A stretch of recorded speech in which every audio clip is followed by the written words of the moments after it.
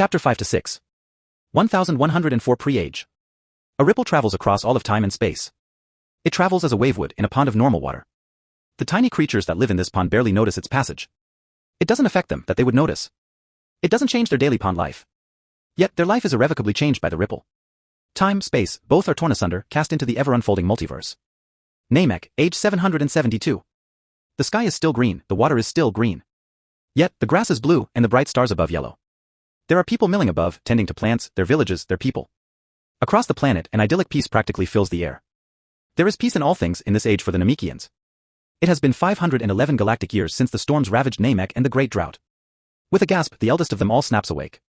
His heart beats feebly, barely giving him the energy needed to remain awake. Master. Are you all right?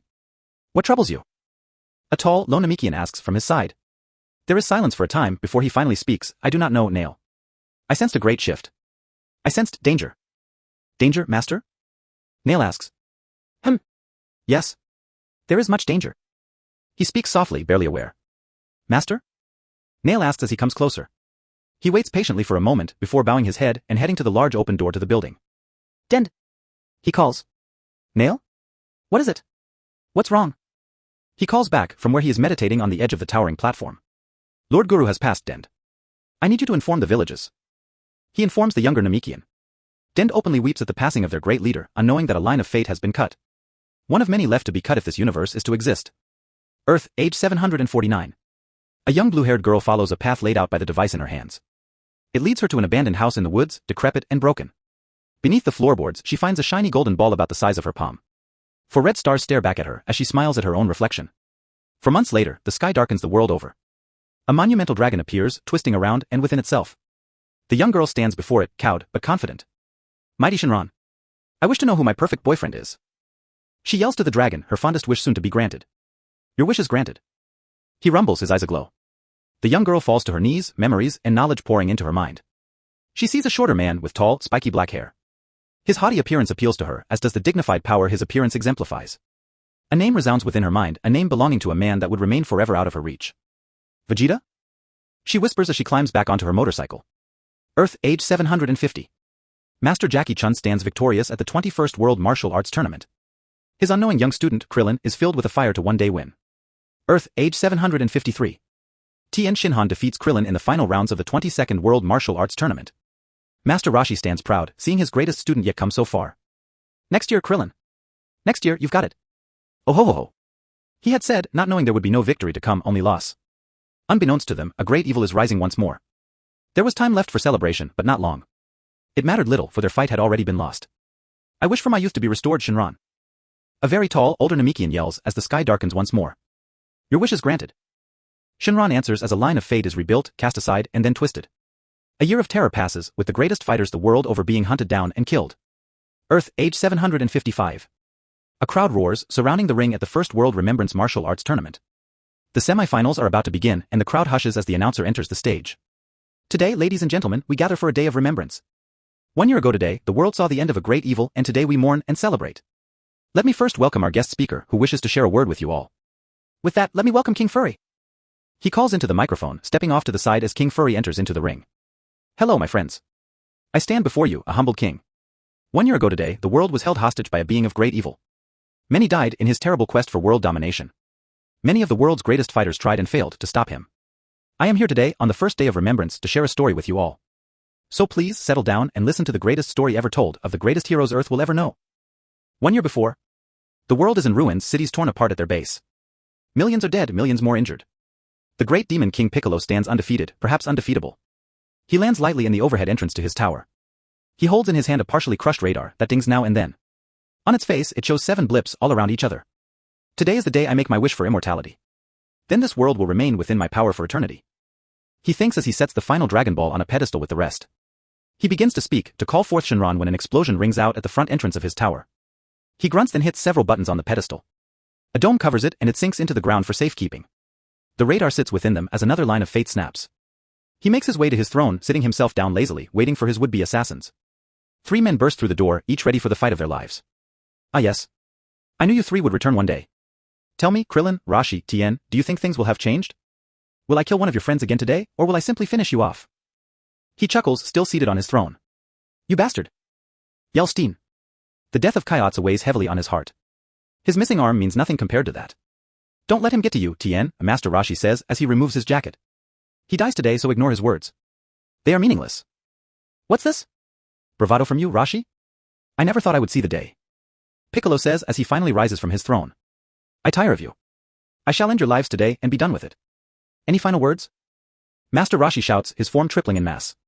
His muscles strain against his skin as both Tien and Krillin power up to their respective maxes. Go now. Master Roshi shouts as he circles left. Tien rushes in with a leg sweep that King Piccolo hops over easy. Krillin is in close, swinging away, punch after punch missing. King Piccolo easily slaps Krillin away, sending him into the wall. 3-bam. Huh. Comes Tien. The beam connects with Piccolo, damaging him, but not greatly. Tien's missing arm lowers the power of the attack by well over half, which will be his undoing. Gasping, he rushes in again, attempting to bring Piccolo down while he is damaged. It was not to be, however, for Piccolo's strength was just too great. A harsh kick to the stomach, several chops to the neck and chest, laying Tien low. Krillin returns to the battle, distracting Piccolo enough that Tien is able to get away. He fights with everything he has, every ounce of skill and power that Master Roshi was able to teach him. Behind them, Tien eats a senzu bean, returning to full health before rejoining the battle. Krillin and Tien land several blows on Piccolo while working in concert. Ha! Piccolo cries, his energy exploding around him, shoving Tien and Krillin back. Krillin, who had been in midair, is tossed like a rag doll through the air, slamming into the wall with a crunch. He doesn't move from where he is crumbled on the ground. Master Roshi, who till now had been gathering his energy, gasps as he sees another of his students die. It has to be now. We can't hold out any longer. He thinks furiously. Tien, now. Do it now. He yells as his power surges.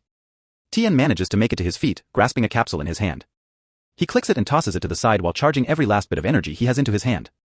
King Piccolo sees the capsule land, and the rice cooker pops out in a cloud of smoke. No. Not again. He yells, shooting a blast at the rice cooker. See you soon, Kaioshin. Tien thinks as he moves to intercept. There is a flash of light and a yell of anguish from the explosion around the rice cooker. As the smoke clears, a body is visible on the ground in front of the rice cooker. Tien took the blast himself, sacrificing his life for the greater good. Evil containment wave. Master Roshi shouts, pouring every last bit of energy he had collected into the move. His worry that Piccolo may still be too strong, too healthy, to be contained at the forefront of his mind.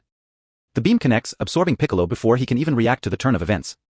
Master Roshi waves his arms, directing the beam into the rice cooker with a shout. It enters and snaps shut with a click of finality. Ah. Master Roshi gasps as he collapses. He crawls to the rice cooker, using what little energy he has left to drag himself there. He slaps the demon containment tag onto the rice cooker, finalizing the move. He rolls onto his back, still gasping for air. His heart is thudding in his chest. He turns his head to the left and then to the right. Tears fill his eyes. Tien, Krillin? He whispers. I'm sorry. He breathes in ragged breaths for a time before they finally slow, then stops. Light fills the chamber, soft, bright light. The bodies of Earth's greatest heroes fade away, earning them the right to keep their bodies in the afterlife. The door to the chamber opens, showing a hunched, frail Namekian. He enters, gathering the rice cooker in his arms, before leaving. Age 755. They gave their lives to destroy a great evil. For that, they will be remembered. For that, my people, they will be immortalized. I, King Furry, dedicate today's day of remembrance to the lives of World Champion Master Roshi, World Champion Tien Shinhan, and runner-up Krillin. Let us never forget their sacrifice. King Furry called into the microphone. The world over, the survivors of King Piccolo's purges rejoice and remember. Another line of fate has snapped, another line twisted out of shape. The Earth is peaceful once again at a great cost. And thus Earth's greatest heroes passed. Always remembered, never forgotten. Kanasa, age 737. Planet Kanasa burns, beneath the might of the Scion warrior Bardock. In just 3 days' time, his crew helped him destroy an entire civilization. What horrors the Kanasans had seen in the days leading up to their deaths.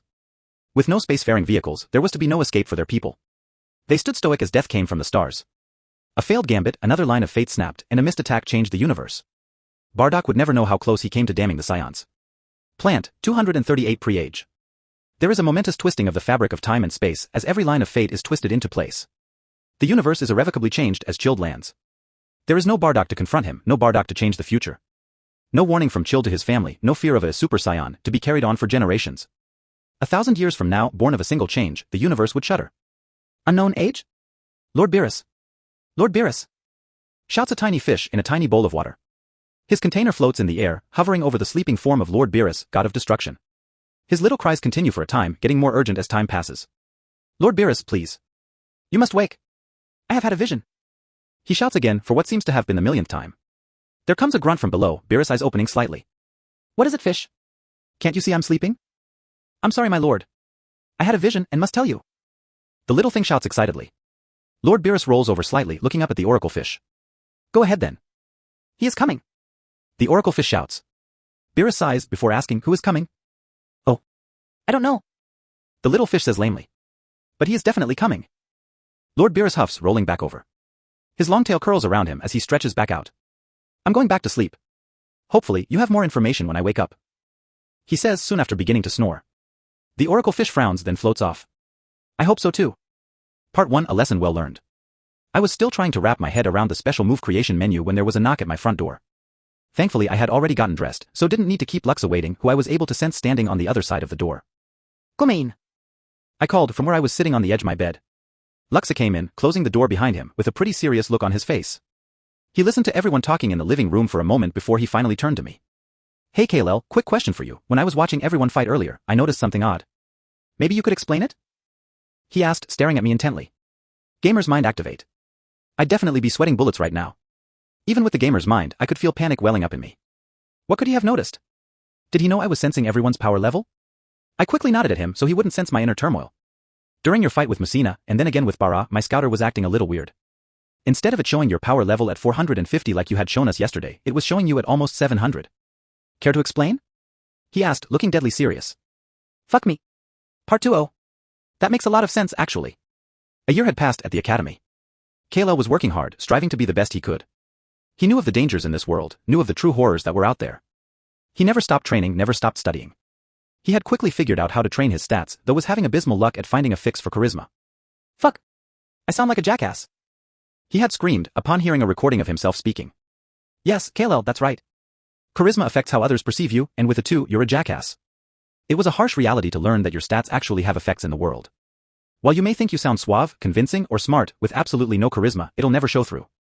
No wonder no one ever listens to me. I literally sound like a drooling, bumbling idiot. I need to fix this now. Fuck me. Why is charisma always the dump stat? He had raged. The poor forest around him felt his wrath, including a rather sad squirrel-like creature that had just managed to find the perfect tree hole. Life continued on for everyone, and Kal-El continued to search for a fix. Nothing he read gave any clues, and repeatedly shouting at the sky begging for a game hint made Beta Team think he was crazy. He didn't try that again. A few weeks passed in the same style, his other stats increasing at a nice pace, charisma still stuck at a sad little 2 when he joined in on the yearly large-scale battle. Alpha, Beta, Gamma, and auxiliary teams would meet up, split into equal-sized teams, and battle it out tournament style. Each team consisted of 2 members from Alpha, Beta, or Gamma, plus 20 members of auxiliary. A captain, a lieutenant, and then soldiers. Kal-El found himself on a team with Bara, who he naturally deferred to due to differences in battle experience. They had already won 4 fights, taking heavy losses in each. 2 more fights and they would make it to the finals. The winning team this year would receive 2 weeks of downtime, plus a trip to Fria Planet 17, renowned for its hot springs. Kal-El wasn't all that interested in the prizes, but winning was a huge deal. He had a running quest for 32,000 XP if his team won it all, and he would be damned if he let that go without a fight. Team 4, as they were designated, were currently facing off against Team 13, who consisted of 2 members of Beta Team and the 15 auxiliary members. They were currently under heavy fire, locked down in a cave system while Team 13 carpet bombed them from above. Team 4 was arguing over the best way to deal with this issue, no one really giving up any good ideas. I say we dig our way out the back of this mountain, circle around, and see if we can't catch them unaware. If we do, they'll be picked off easily. But are good. 2 of the more experienced members of the auxiliary team chimed in, shooting that down hard. Apparently, that had been tried a few years back, and that team got picked off easily, as the other team had been smart enough to send people around the back of the mountain. Well, Kal-El spoke up finally.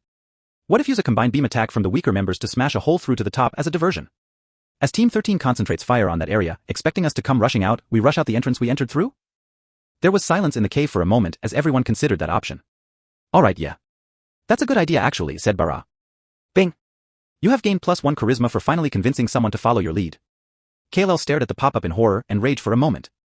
Motherfu. Part 3 of Monsters and Men. I was in the middle of doing a second set of 1,000 push-ups, trying desperately to gain another point in strength, trying to push my body another step forward.